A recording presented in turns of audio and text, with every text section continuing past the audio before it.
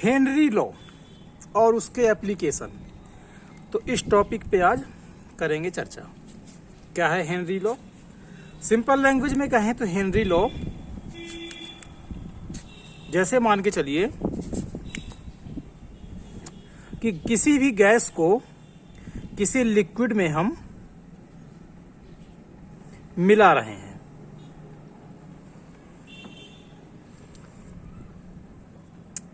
तो gas liquid में मिलेगी, जितना मिलना होगा उतनी मिलेगी, जितना नहीं मिलना होगा उतना डिजॉल्व नहीं होगी।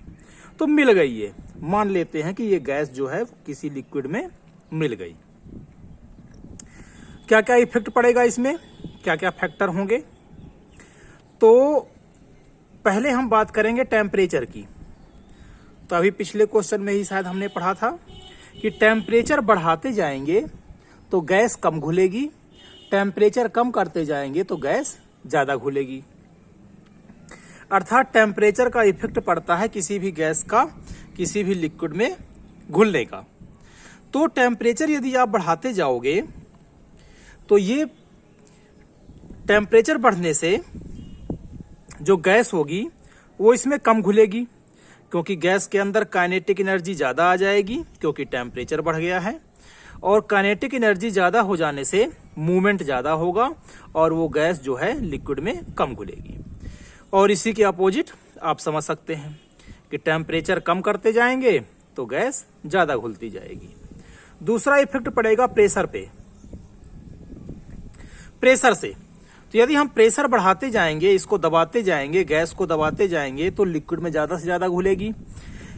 प्रेशर कम करते जाएंगे तो लिक्विड में ये गैस कम घुलेगी। तो सिंपल लैंग्वेज में कहें हम तो हम ये कह सकते हैं कि कितनी गैस कितने लिक्विड में घुल गई, कितनी गैस कितने लिक्विड में घुल गई। यदि हम गैस को नाप रहे हैं ग्राम में, तो कितने ग्राम गैस कितने लिक्विड में घुल गई। लिक्विड को मान लेते हैं हम लीटर में, तो कितनी गैस कितने लीटर के लिक्विड में घुल गई। या फिर ऐसा कहें हम कि गैस के कितने पार्टिकल लिक्विड में घुल गई, कि इतने पार्टिकल इतने लीटर लिक्विड में घुल गई। तो हमें पता है कि जब हम पार्टिकल की बात करते हैं तो पार्टिकल ना बोल करके वहां पर मोल की बात करते हैं हम। पार्टिकल मीन्स एक प्रकार का मोल ही हो गया, या फिर मोल मीन्स एक प्रकार का पार्टिकल ही हो गया। तो हमें पता है कि कितने मोल गैस के कितने लीटर लिक्विड में घुल चुका है। इस तरह से हम इसको समझा सकते हैं। अब हेनरी पे आते हैं। तो हेनरी जो है उसने यही बताया था, क्या बताया था? डेफिनेशन लिख चुके हैं यहां पर हम कि सोल्यूबिलिटी ऑफ गैस। तो यहां पर सोल्यूबिलिटी का मीनिंग क्या हुआ, ग्राम में या फिर मोल में। पर हेनरी ने किस में लिया था? मोल फ्रैक्शन में लिया था।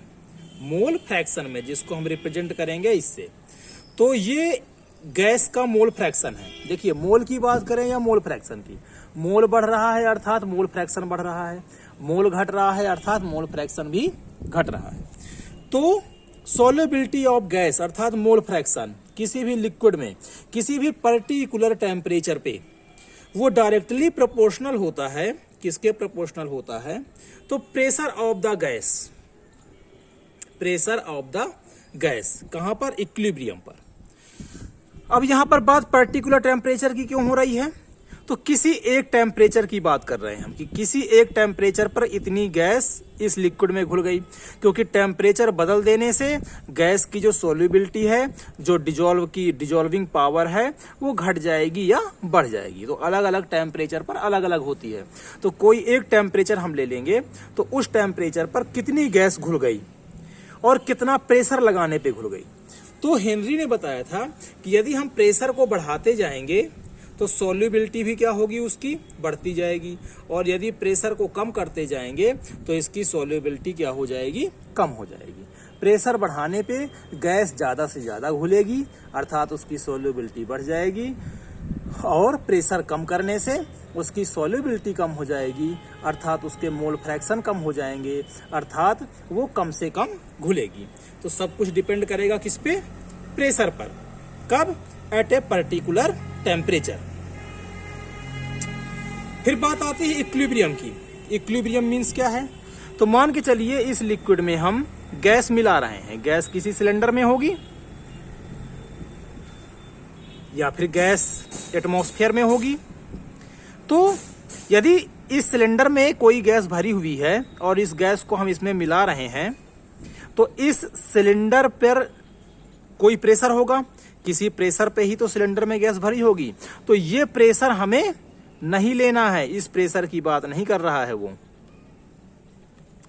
ठीक है, किस प्रेशर की बात कर रहा है? जैसे एटमॉस्फेयर का प्रेशर है तो उस एटमॉस्फेयर के प्रेशर की भी बात नहीं हो रही है। किस प्रेशर की बात हो रही है? जो प्रेशर गैस को डिजोल्व करने पर इस लिक्विड के ऊपर है, उस प्रेशर की बात चल रही है कि कितना प्रेशर लगाने पर, जितना प्रेशर लगाने पर कितनी गैस घुल गई। और जब गैस घुलेगी तो एक इक्विलिब्रियम कंडीशन आ जाएगी। कैसे आ जाएगी? तो किसी भी प्रेशर, मान के चलिए हमने यहाँ पर P equal to 2 atmospheric pressure मान लिया, तो 2 एटमॉस्फेरिक प्रेशर पर ये गैस घुल जाएगी। उसके बाद गैस का घुलना क्या हो जाएगा? बंद हो जाएगा। तो उस सिचुएशन पर हम बोलेंगे कि अब ये किस में आ गए हैं? इक्विलिब्रियम पे ही आ गए हैं। यदि हम इसके प्रेशर को बढ़ा दें, 4 ATM कर दें, तो गैस और ज़्यादा घुल जाएगी, और ज़्यादा घुलेगी, और घुलने के बाद फिर एक ऐसी कंडीशन आएगी कि फिर अब गैस उसमें और ज़्यादा नहीं घुलेगी। तो फिर उस सिचुएशन को हम बोलेंगे कि फिर से कौन सी कंडीशन आ गई है? इक्विलिब्रियम की कंडीशन आ चुकी है। तो उस इक्विलिब्रियम कंडीशन पर जो प्रेशर होगा, उस प्रेशर को हमें इस फार्मूले में लेना है। तो वही वाला प्रेशर, यदि हम डिटेल से लिखना चाहें इसको, तो हम यहां पर लिख सकते हैं कि प्रेशर किसका? गैस का। और कहां पर? तो एबव लिक्विड सरफेस।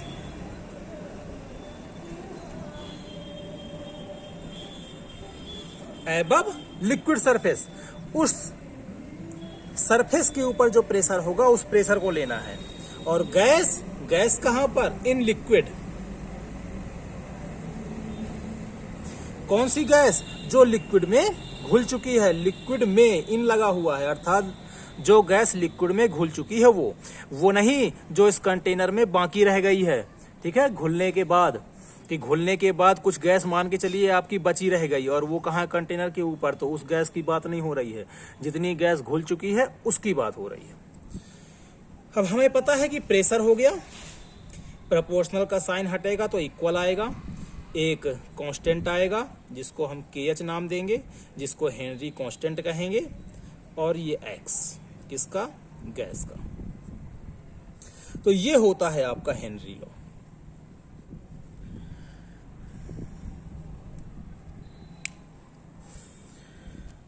आगे बढ़ते हैं, एप्लीकेशन पे आते हैं।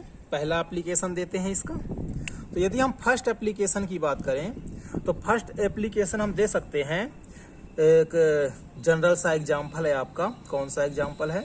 तो solubility of CO2 in soft drink, अर्थात सोडा वाटर। कॉमन एग्जाम्पल है, आप देख चुके हो। पेप्सी है, कोको कोला है, ये सब आपने पिए होंगे। गैस रहती है उसमें। कौन सी गैस रहती है? CO2 गैस रहती है। और वो CO2 गैस जो होती है, आपने उसको हिलाया होगा। यदि बोतल को आप सैक करके ऐसे और ढक्कन को उसको खोल दें ऐसे, तो आप देखते हो कि गैस ऊपर उड़ती है। गैस के साथ साथ लिक्विड भी कहाँ आ जाता है? बाहर आ जाता है। तो गैस मिली हुई है, प्रेशर लगा करके मिली हुई है। उसको ज़्यादा प्रेशर पे हमने इस बोतल के अंदर उसको भर रखा है, और जैसे ही ढक्कन इसका ओपन करते हैं तो एटमॉस्फेरिक प्रेशर आ जाता है, अर्थात प्रेशर क्या हो जाता है? कम हो जाता है। कम हो जाने के कारण गैस बाहर निकलने लग जाती है। बाहर निकलने लग जाती है तो उसके साथ में लिक्विड भी बाहर आ जाता है। इसलिए बोतल को बिल्कुल धीरे से खोलते हैं। ठीक है, तो इस फार्मूले से हम कई चीजें पता कर सकते हैं। मान के चलिए हमें प्रेशर पता है कि हमें इतना प्रेशर लगाना है, तो कितनी CO2 घुलेगी इसका पता लगा सकते हैं, या फिर कितनी CO2 हमें घोलनी है। हमने बोल दिया कि हमें इतनी CO2 घोलनी ही घोलनी है इतने लिक्विड में। अर्थात 1 लीटर लिक्विड में हमें इतनी CO2 गैस घोलनी है, तो कितना प्रेशर लगाना पड़ेगा, यदि हमें ये कैलकुलेट करना है तो भी हम इस फार्मूले से फाइंड कर सकते हैं। KH के बारे में बताएं तो KH जो होता है एक पर्टिकुलर टेम्परेचर पर पर्टिकुलर गैस और लिक्विड के क्योंकि ये KH जो है वो गैस मतलब आप कह सकते हो कि गैस और लिक्विड दोनों पे डिपेंड करता है ये, अर्थात सॉल्यूट और सॉल्वेंट दोनों पे डिपेंड करता है। तो पर्टिकुलर कंडीशन पर अलग अलग KH होता है और जिस चीज के लिए हम ले रहे हैं उसके लिए फिर वो फिक्स हो जाता है। सेकंड एग्जांपल दे सकते हैं हम डाइवर्स का। डाइवर्स के बारे में बात करें तो एक चीज आप ध्यान कर लीजिए कि नाइट्रोजन की जो सोल्यूबिलिटी होती है, X ले रहे हैं तो X ही ले लेते हैं यहां पर। तो जो नाइट्रोजन गैस की सोल्यूबिलिटी होती है वाटर में वो ज्यादा होती है, ठीक है, ये जो है वो ज्यादा होती है। तो डाइवर्स जो होते हैं, जैसे हम एनवायरनमेंट में यदि ऑक्सीजन गैस ले रहे हैं तो हमें पता है कि जो हमारा एयर है, एनवायरनमेंट की जो एयर है उसमें लगभग 78% तो नाइट्रोजन है और 21% के आसपास क्या होती है, ऑक्सीजन होती है। तो जो हम ब्रीथ करते हैं जो भी एयर, उसमें नाइट्रोजन भी है और उसमें ऑक्सीजन भी है, बाकी कुछ अदर गैसें भी हैं। तो ये तो एटमॉस्फेयर की बात हो गई। अब हम आते हैं किसमें, डाइवर्स के लिए। डाइवर्स मीन्स गोताखोर। गोताखोर क्या करेंगे, समुद्र की गहराई में जाएंगे। तो जब समुद्र के डेप्थ में जाते हैं वो, तो वहां पर हमें पता है कि जितना हम नीचे जाएंगे समुद्र के तो प्रेशर ज्यादा होता जाता है। प्रेशर ज्यादा होने के कारण, नाइट्रोजन की सोल्यूबिलिटी भी ज्यादा होने के कारण, तो सोल्यूबिलिटी भी ज्यादा है, प्रेशर भी बहुत ज्यादा हो गया। तो ज्यादा से ज्यादा इस फार्मूले से आप देख सकते हो कि प्रेशर ज्यादा होने के कारण सोल्यूबिलिटी भी क्या हो जाएगी, ज्यादा हो जाएगी। भाई प्रेशर ज्यादा हो गया डेप्थ में, समुद्र के डेप्थ में प्रेशर ज्यादा है तो उसकी नाइट्रोजन की सोल्यूबिलिटी बहुत ज्यादा हो गई। अब वो डाइवर्स किसी टाइम पे ऊपर भी आएगा। पहले वो समुद्र में कहाँ था, डेप्थ में था। अब वो डाइवर्स कहाँ आएगा, ऊपर आएगा। तो यहाँ पर प्रेशर क्या है, ज्यादा, ऊपर आएगा तो प्रेशर क्या होता जाएगा, कम होता जाएगा। जब प्रेशर कम होगा अचानक से तो नाइट्रोजन की सोल्यूबिलिटी भी क्या हो जाएगी, कम हो जाएगी। नाइट्रोजन की सोल्यूबिलिटी कम होगी अर्थात नाइट्रोजन कम घुलेगा, तो कम घुलेगा तो नाइट्रोजन रिलीज होगी, जिसके कारण डाइवर्स को बहुत ज्यादा पेन होता है, दर्द होता है, उसको पेन फिल की कंडीशन उसको आ जाती है। तो इस कंडीशन से बचने के लिए हम किसका यूज करते हैं, तो उनका जो सिलेंडर होता है जिसमें ऑक्सीजन गैस भरी होती है, उसमें ऑक्सीजन के साथ हीलियम गैस भर देते हैं। किसको भर देते हैं, हीलियम गैस की। और हीलियम गैस की सोल्यूबिलिटी नाइट्रोजन से बहुत कम होती है, अर्थात हीलियम गैस जो है वो वाटर में बहुत कम डिजॉल्व होती है। और जब वो समुद्र की गहराई में जाएगा, डेप्थ में जाएगा, तो सोल्यूबिलिटी कम होने के कारण, प्रेशर बहुत ज्यादा हो गया जब डेप्थ में, तो सोल्यूबिलिटी कम होने के कारण ज्यादा से ज्यादा हीलियम घुलेगी, बट उतना नहीं घुलेगी जितना नाइट्रोजन घुल रही थी और उसको पेन हो रहा था, क्योंकि उसकी सोल्यूबिलिटी बहुत कम होती है। प्रेशर बढ़ेगा डेप्थ में, सोल्यूबिलिटी बढ़ेगी, पर उतना नहीं बढ़ेगी जितना नाइट्रोजन बढ़ रही थी। और जब वो ऊपर आएगा तो प्रेशर कम होगा, सोल्यूबिलिटी कम होगी, हीलियम रिलीज होगी, लेकिन इतना ज्यादा रिलीज नहीं होगी जिससे कि उसको ज्यादा पेन हो, या फिर पेन होगा भी तो थोड़ा बहुत होगा जिसको कि वो बियर कर सकता है, सह सकता है। इसलिए जो डाइवर्स होते हैं वो अपने सिलेंडर में नाइट्रोजन और ऑक्सीजन गैस का मिक्स न ले जा करके वो किसका ले जाते हैं, ऑक्सीजन प्लस हीलियम का ले जाते हैं, जिसको हम हेलॉक्स भी बोल सकते हैं। अब तीसरा एग्जांपल दे सकते हैं हम, किसका दे सकते हैं, तो तीसरा एग्जांपल हमारी बॉडी से रिलेटेड देते हैं, क्योंकि बॉडी के अंदर भी यही काम करता है। कैसे काम करेगा, तो बॉडी के अंदर जो काम करेगा तो उसमें आप देख सकते हो कि ऑक्सीजन जो है हम ब्रीथ करेंगे, ब्रीथ करने पे वो लंग्स में जाएगी, लंग्स में जाने के बाद वो ब्लड में जाएगी, और क्योंकि यही होता है, आपको पता है कि जो भी हम एयर लेते हैं वो लंग्स में फिर ब्लड में जाती है। ब्लड में आरबीसी होता है, ब्लड में आरबीसी होता है, रेड ब्लड सेल, आपको पता होगा।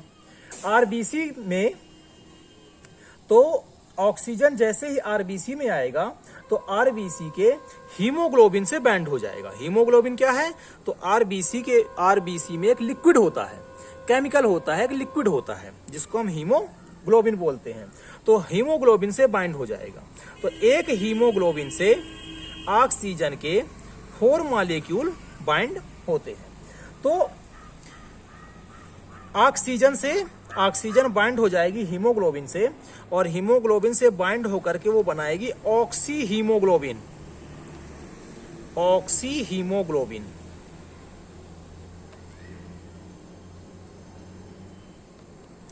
तो हीमोग्लोबिन ऑक्सीजन से बाइंड होकर के कितना बनाएगी? ऑक्सी हीमोग्लोबिन बनाएगी। ऑक्सी हीमोग्लोबिन फिर ट्रांसपोर्ट होकर के ऑर्गन्स के पास जाएगा।